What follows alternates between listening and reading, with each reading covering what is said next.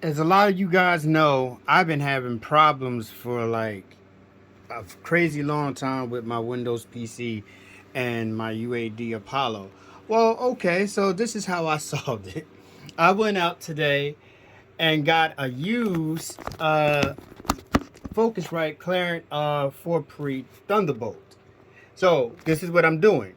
I am hooked. This is going into my PC Thunderbolt, so I can get the latency and everything that I desire, right? But I'm not using the analog outside at all.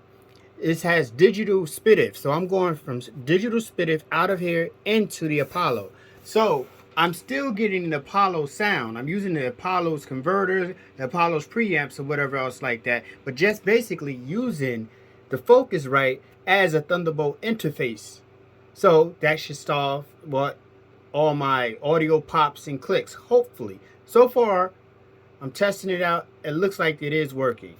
So wish me luck. Peace.